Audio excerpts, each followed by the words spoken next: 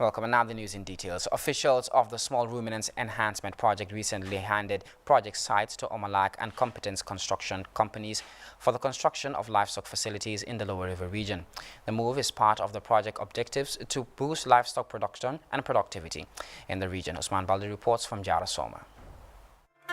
As part of efforts to boost livestock production and productivity, the Small Ruminant Enhancement Project is set to construct livestock management facilities in the Lower River region. The move is part of the project strategies to enhance livestock production, processing, and marketing. This, according to the director of the Small Ruminant Enhancement Project, Mahmoud Njai, is crucial in the development of the livestock subsector. Today we are doing the handing over to the contractors so that they can begin work immediately. So for summer today, we have the slaughterhouse, we have the veterinary outlet, and we have the small ruminant market. But all these other structures I've named, they have benefited 4 boreholes, that is Sare Sajo, Madina Sancha, 3 boreholes, Sare Sajo, Madina Sancha, and Buiba Sano Koli, and they will also benefit in all the other structures in the schemes. The Director General Gambia Livestock Marketing Agency, Mahmoud Dabo, and the Regional Livestock Director for Lower River Region, Madu Kamara, both spoke of the importance of having such facilities in the region. Because this will help us to have a terminal market in summer, and people have access to livestock both day and night, at any time that you want. For the slaughterhouse, if you look at the slaughterhouse, what they have is just a slab, and the sanitary component there definitely is not quarterly. But constructing a modern slaughterhouse here will help them to have meat that is fit for human consumption. If the animal production is increased, and we need to have market, we need to have abattoir. So it's very, very important for the region, because if we are producing and we cannot sell, it's a problem. If we are to sell also, we don't have standard abattoir, slaughter slab, slaughterhouse, where you can slaughter, water facilities are there, you clean the meat and you take it to the market. So it is very, very important for the region. As we all know, Soma is at a strategic location between southern part of Senegal and northern part. The Chief of Jara West, Alhaji Yaya Jajusi, held the Small Ruminant Enhancement Project for the initiative, saying such facilities will improve access to livestock and livestock products in the region. We have that facility here. That will be that will easier for us to have drugs for our animals. Project officials are hopeful that the constructions will be completed within the next 12 months. Usman Balde, GRTS News. A similar engagement by officials of the Small Ruminant Production Project was held in Central River Region South. And Mudlamin Sani tells us more. This site will host the first modern farmer demonstration facility in the Central River Region. Contractors have been formally handed over this site commissioned by officials of the Small Ruminant Production Project set on enhancing farmer demonstration programs. We are now implementing the component A of the project, part of which is the production and processing and marketing facilities. The Small Ruminant Project is a loan and it's $26.8 million, and the Gambia government is funding 1.64 million. It is a 4-year project. It started in 2019. We have done quite a lot. There are a number of components. We have access to Islamic finance, which has started since at the beginning of the year. So far, we have disbursed $1.8 million to the microfinance, and this is for the value chain actors. The proposed Small Ruminant Farmer Demonstration Center is a strategic approach to improve livestock management schemes for farmers across the country. Projects are being launched or contracts are being handed over. Everyone is happy and pleased. See, when they are also open, the same thing. People will eat, will wine and dance together and say sweet things. But what happens after that is the question mark. You see, most of the time, some of these structures, they were here. For one reason or the other, something happened. But I want to believe that the people who are holding the mantle right now, they have also take that to serve as a learning point for them, and they have planned better. Officials say the Livestock Demonstration Center will include a veterinary pharmacy to cover this part of the region. Veterinary pharmacies, we are looking at key growth centers so that people wouldn't have to travel a long distance to buy quality drugs. So these pharmacies will be established. Since the aim of the project is to increase the number of small ruminants, make it available year-round, so that will reduce our importation or our dependency on small ruminants. A small ruminant scheme is looking to boost livestock breeding via selections intended to expand livestock production. Deliver on time and the quality specified, both in workmanship and materials. We will do our part of the job. I mean, the contracts of half promise, not only have they promised, they have undertaken and signed a document saying that they will do everything according to our design, according to our specifications, and according to the program that they have submitted with their bidding documents. Contractors are expected to start work in earnest as the Agricultural Department refocuses energy on livestock management to expand its contribution to food security and economic growth. Maud Lamin Sane reporting for GRTS News from the Central River region.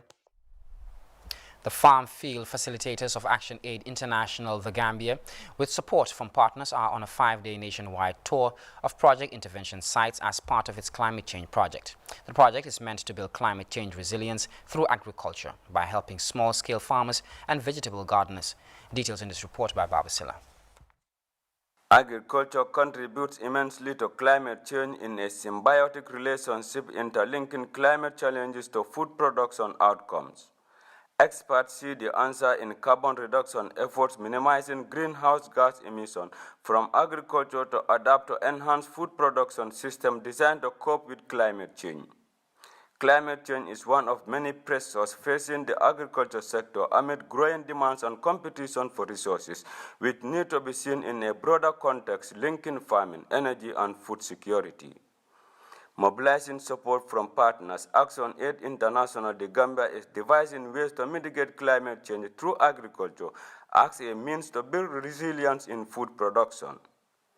The non-governmental organization is on a 5-day tour across the country, meeting farmers to discuss challenges confronting the sector to chart a way forward for greater production yields in agriculture.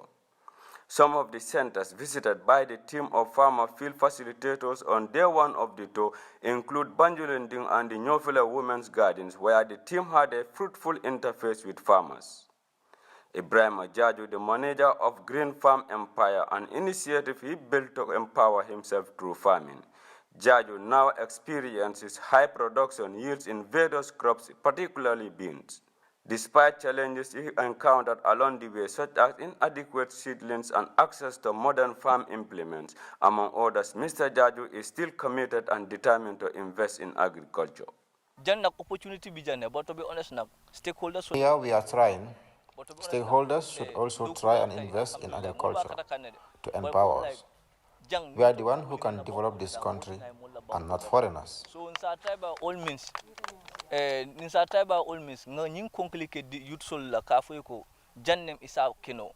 Other factors derailing production in this part of the Gambia include a poor road network, inaccess to markets, stores, and inadequate water supply, which has become a major constraint undermining high agricultural yield in the Gambia, where many see little incentives agriculture as a sustainable livelihood.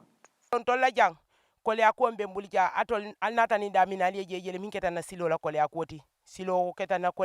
benefit a lot from this garden. It's here we pay our children's school fees and other needs. The only major challenges we face here is poor road network and inadequate water supply. We are appealing for help to enable us to boost our production and also to encourage others to embrace agriculture for sustainable livelihood.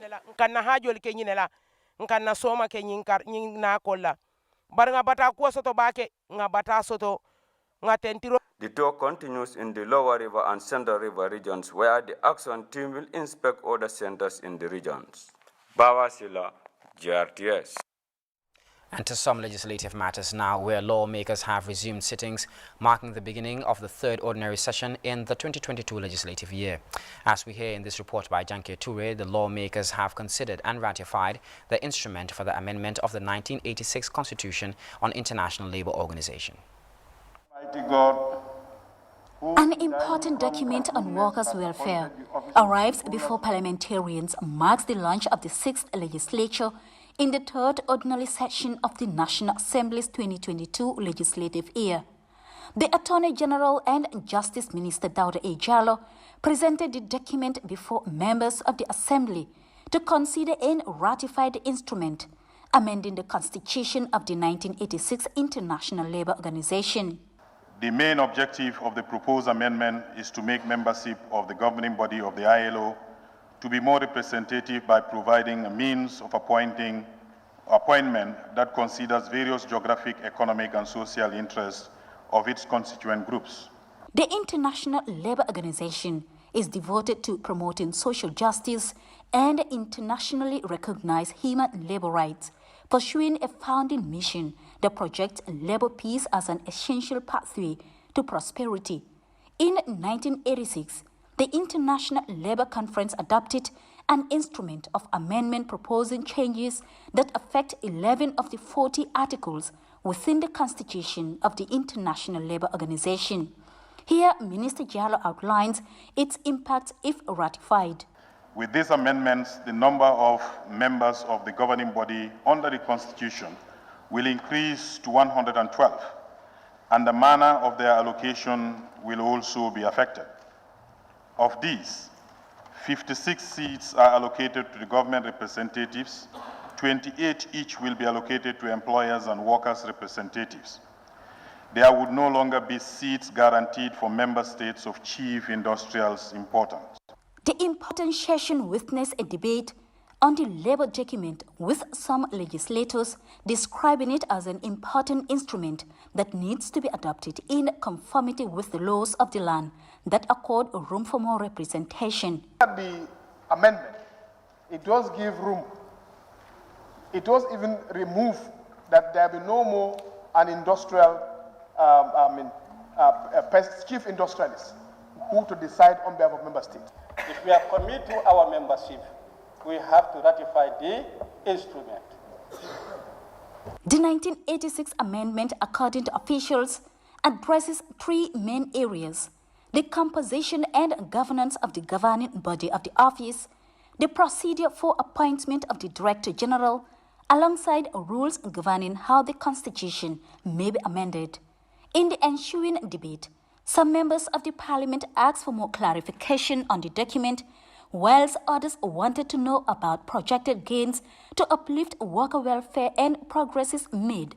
After taking key notes from their concerns, Minister Jallow responded to questions, including clarifications on the existing Labour Act. In our engagements with international bodies, the National Assembly will have an oversight to observe what we are doing, whether we are doing it rightly. So you are not necessarily going to legislate this instrument, because it is not a domestic legislation. It is part of an international treaty for which the executive has participated.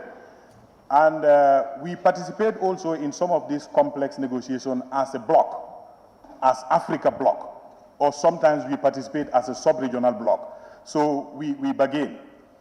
However, this particular legislation or piece of treaty we are looking at was, we have to say this, was negotiated and accepted by the First Republic, 1986. I think you have seen the date. So those of you who are asking whether you were consulted or not, whether appropriate consultation have taken place during that time, none of us can tell at this stage here. But it was the government of the First Republic in 1986 that participated on behalf of the Gambia in the negotiations of these amendments, and then they append Gambia's signature to these amendments. The delay why it took 36 years for Gambia to ratify, I don't know. The Assembly subsequently considered and ratified the instrument for the amendment of the Constitution of the International Labour Organization 1986, while sittings were rescheduled to continue on Thursday. Janke Toure, GRTS News. Away from that, the task force on disaster response under the Office of the Vice President has held meetings with the disaster victims from the Banjul floods who were relocated to the Friendship Hotel in Bakau.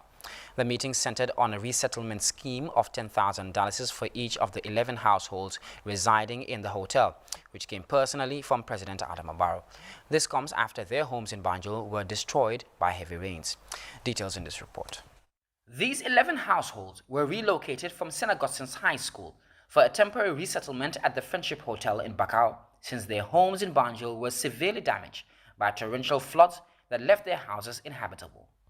The Disaster Response Task Force under the Vice President's office came to convey a goodwill gesture from His Excellency President Adama Barrow, who donated $10,000 to each displaced family. The flood victims expressed deep appreciation for the gesture, saying the funds will help them secure a new place to rent as they move to pick up their lives again. The Women, Gender and Children's Minister said that the elderly will be taken care of to allay existing challenges hampering their welfare. Among them is an old man, Mr. Esa Adakwa, commonly known as Esa Fishpie, who has lived in Banjul for a very long time. I think he has been in the Gambia for over 30 years. And at the moment, he has nowhere to stay. We are told that where he used to stay, he couldn't pay rent, and the house is completely damaged, and so are all of his clothes and things that belong to him.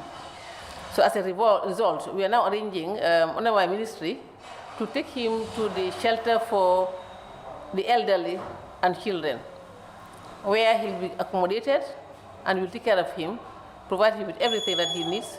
According to the Environment Minister, government is working on a long-term strategy to end the flood crisis so that inhabitants of flood-prone areas can live in a conducive setting free of disaster.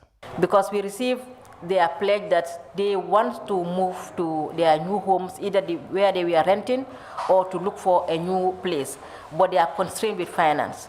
But we want to engage them, to inform them that it is not right for government to go to that far, because we also have to use the law within our limits. We have to support to make sure that we help them settle. But out of the goodwill of His Excellency, the President of the Republic of the Gambia, when he was informed about these situations, he volunteered from his own pocket to give each of these families $10,000. The flood victims took turns to thank the President for the massive support package. I will go. Hence, he is the one who brought me here. Wherever he's taking me, it's all right. Thank the Almighty Allah. Hence, he is going to give me a place to stay, sit down, sleep. You know, shelter is one of the most important on earth. The National Disaster Management Agency is leading a major effort to boost community resilience and support internally displaced families. NDMA Executive Director Sana Dahaba reassured the public on mitigation strategies being put in place by the government to curb the level of disasters in flood-prone areas. As a government, you can see when the flooding happened, the Vice President went around to look at the affected areas, and the President also followed the following day. And he came up with a policy pronouncement that the government of the Gambia will provide support to Kotu stream at the tune of $46 million. In addition to that, the government is requesting funding from $70 million from Indian government to improve the drainage system across the greater Banjul area. As flood victims look forward to starting a new life, landlords are urged to be supportive and considerate as they search for new homes for their families. Reporting for GRTS News, I'm by Ibrahim Chan. Now, the Office of the Inspector General of Police wishes to inform the general public that it will conduct a live firing exercise at the Ting Ting Bar firing range behind Kamfenda village in Fonyi Kansala West Coast region. The riot squad currently undergoing training at the Police Intervention Unit. The firing exercise will be conducted tomorrow, Wednesday, 14th September 2022 from 8 a.m. to 5 p.m. in the afternoon. In this regard, members of the public, particularly residents of Tintinba, Bullock, Kanfenda, Dumboto, Jirimba, Dasilame, Jomokunda and surrounding villages are urged to go about their businesses and should not panic by the firing exercise. In the same vein, residents within the surrounding areas of the aforementioned villages are advised to completely avoid the area for safety reasons. The cooperation and understanding of the public is highly solicited. The release concludes. Time now to take our first break. Sports news is up next. Do stay. Send money to Gambia for free! You can now send money via MoneyGram to AfriMoney in Gambia anytime, anywhere. Simply go on to MoneyGram.com or the app and select Pay through AfriMoney to send. Make sure the receiver is registered on AfriMoney in Gambia or get them to dial *777# to register. Instantly, the money comes into their AfriMoney wallet. No hassle, no wait times, complete ease. Cash out at any AfriMoney agent or AfriCell outlets. Free cash out, no sending fees. Do you enjoy spending time online with your friends on social media? If so, then AfriCell has the best offer for you. Activate the social media bundle for $10 is only and enjoy 40 megabytes valid for 24 hours. WhatsApp, Instagram, Snapchat, Facebook, Twitter, and Viber all for $10 is only. Dial 120# and press 3 to activate the social media bundle. No need to subscribe every day. It will automatically roll over for your enjoyment. AfriCell Social Media Bundle. Let us socialize. Hello and welcome to US Embassy Gambia Today, a podcast brought to you by US Embassy Banjul. This weekly podcast will feature leaders and our partners in the Gambia. Join us every Wednesday as we broadcast these informative episodes from our American Corner studio at AfriCell in Bundung. We are on Spotify, Google, SoundCloud, and Apple Podcast. You can also follow the program on our Facebook and Twitter pages at US Embassy Banjul. US Embassy Gambia Today, bringing the Gambia and the United States closer.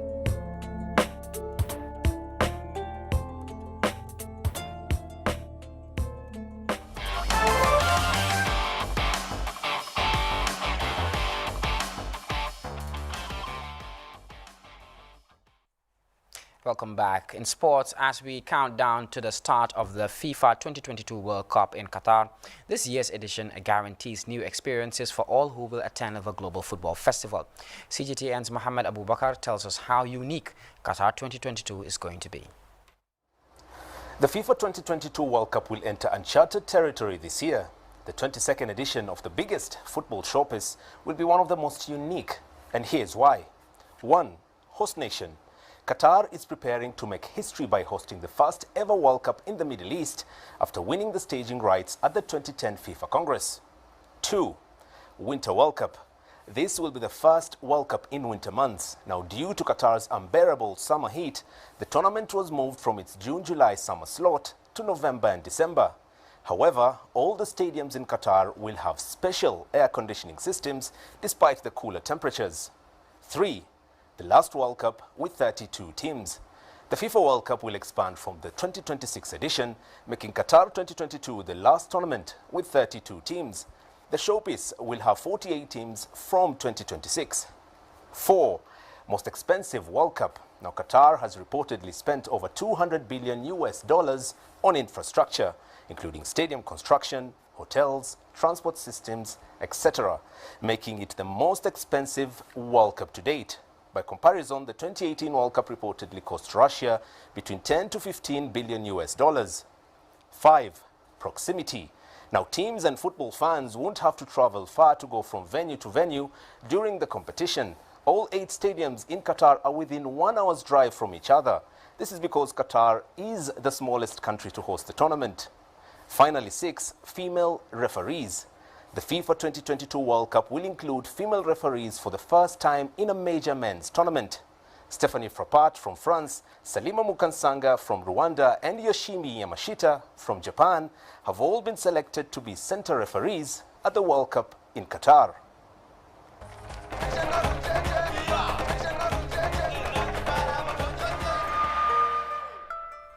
Wow, incredible.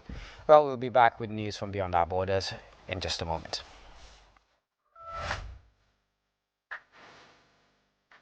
As the countdown to the global showpiece in Qatar edges closer, the national broadcaster GRTS will be airing the FIFA 2022 World Cup games in Qatar live on TV. 32 nations across 5 confederations will compete across 5 host cities in the state of Qatar. The greatest moments in FIFA World Cup history awaits the sporting world. Enjoy World Stars as they showcase their talents and compete for glory. To be a sponsor of the FIFA 2022 World Cup Games airing on GRTS TV, call GRTS Commercial Service on 4377-214-996-8585 or 254-7272. The FIFA World Cup 2022 starting November 20th to December 18th, 2022. Be part of this masterpiece event in global football.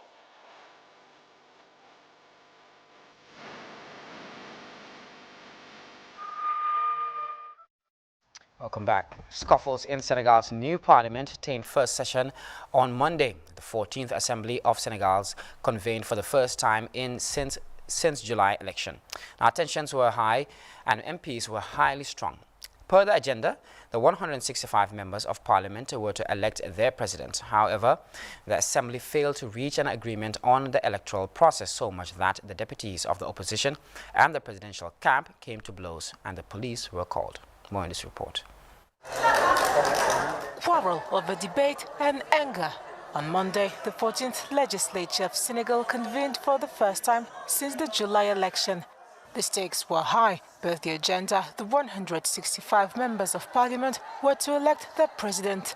However, the assembly failed to reach an agreement on the electoral process, so much so that deputies of the opposition and the presidential coalition came to blows and the police were called. It's eventually Amadou Mamed Diop, a member of President Macky Sall's coalition, who was elected. The vote was boycotted by the main opposition parties, Yewwi Askan Wi and Wallu Senegal, which had failed to name a single candidate. The two parties struck a blow against the ruling coalition during the last election, winning 80 seats to force the president's Benno Bokk Yakaar coalition to look for new allies to keep its absolute majority. MPs are elected for a 5-year period. This time, more than 44% of seats are held by women. William Samoei Ruto was welcomed to a whole audience of heads of state and governments in the Kasarani Stadium, Nairobi. The 60,000-seat stadium was filled before dawn. Spectators wanted to witness the moment the United Democratic Alliance candidate will be officially sworn in. William Samoei Ruto was welcomed to a whole audience of heads of state and governments in the Kasarani Stadium, Nairobi. The officials attended Tuesday the inauguration ceremony of Kenya's 5th president since independence. After serving as deputy president under Uhuru Kenyatta, Ruto took the oath for the top office. Of the people of Kenya. So help me God. So help me God. He swore to be faithful to the Republic of Kenya, protect and defend the Constitution and laws, and uphold the sovereignty, integrity, and dignity of the people of Kenya. The 60,000-seat stadium was filled before dawn. Many spectators were clad in yellow, the color of Ruto's party, and waved Kenyan flags. All wanted to witness the moment the United Democratic Alliance candidate would officially be sworn in. However, the venue could not welcome everyone. Scores of people were crushed and injured as they forced their way into the stadium. Most of the wounded were rushed to Nairobi's main hospital. Well, that draws the curtains for this edition of GRTS News. A quick recap of our top stories before we take leave of you. Officials of the Small Ruminants Enhancement Project hand over project sites for the construction of livestock facilities in the lower and central river regions. The farmer field facilitators of Action Aid International, the Gambia visit project intervention sites as part of its climate change project. Plus, the Task Force on Disaster Response discusses resettlement scheme with victims of the recent floods in Banjul, whose homes were completely damaged. In sports, as the countdown to the start of the FIFA 2022 World Cup in Qatar, this year's edition guarantees new experiences for all who will attend the global festival. In internationals, new scuffles in Senegal's new parliament attained first session on Monday. as the 14th Assembly of Senegal convened for the first time since July election. And new Kenyan President William Ruto was welcomed to a whole audience of heads of state and governments in the Kasarani Stadium, Nairobi. Well, that's all we had in this edition of GRTS News. Many thanks for watching. Please enjoy the rest of our programs and join us at 2200 hours for more news. Bye for now.